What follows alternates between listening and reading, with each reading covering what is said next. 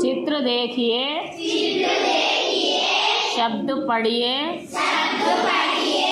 इनको वर्णमाला में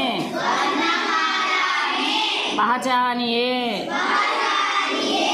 गोल लगाइए. ఇక్కడ బొమ్మను చూడాలి అంటే ఇక్కడ బొమ్మ పేరు ఇదిగో నమన్ ఇక్కడ ఇచ్చాడు. ఆరా బొమ్మ పేరు ఇక్కడ ఇచ్చాడు. చిత్ర కా నామ్ యహా దియా గయా. వీటిని శబ్ద పడియే ఇక్కడ కింద పదాలు కూడా ఇచ్చాడు. అంటే ఎగ్జామ్లో మీకు ఇలా ఇవ్వడు, మీరే విడగొట్టుకోవాలి. నాకిన మా నా ఆరా ఆరా రెండుగా విడగొట్టాడు. మళ్ళీ ఆని ఆక అసలు గుణింతం లేదు, వీడు ఇలా ఎడగొట్టాడు. కానీ ఆక అక్షరమే కదా, రెండో రాని మాత్రం విడగొట్టవచ్చు. సరే, ఇప్పుడు చూడండి, దీన్ని ఇక్కడ వర్ణమాలలో మీరు ఆ సున్నాలు చుట్టాల. సరే, ఫస్ట్ ఏంది నా. వర్ణమాలలో నా ఎక్కడ ఉంటుంది? పాప బాబ మా తత్త దద్ద నా ఉంది కదా, ఇదిగో ఇక్కడ దానికి నాకి సున్నా చుట్టాలి. నా సర్కిల్ చేయండి నాకి.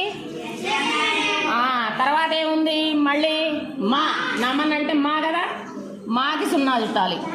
నా కిందే ఉంది చూడండి, పాప బాబ మా,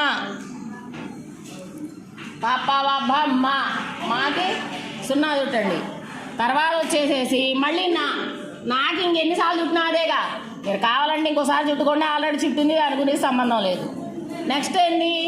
ఆరా రెండో ఆకి సున్నా చుట్టాలి. ఇక్కడ ఫస్ట్లో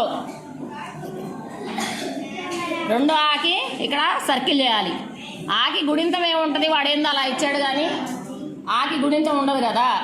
సరే, తర్వాత ఏంది? రా రా అంటే రెండు వస్తాయి.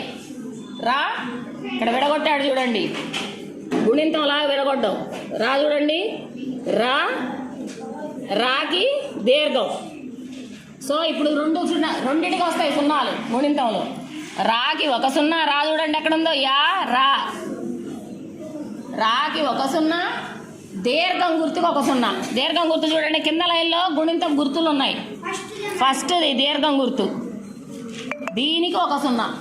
ఇలాగా అక్కడ ఇచ్చిన పదాలకి మీరు ఏ అక్షరం ఇస్తే ఆ అక్షరాలకి గుణింతం గుర్తుందనుకో, కింద గుణింతం గుర్తుల్లో సున్నాలు చుట్టాలి. ఓకేనా? అర్థమైందా?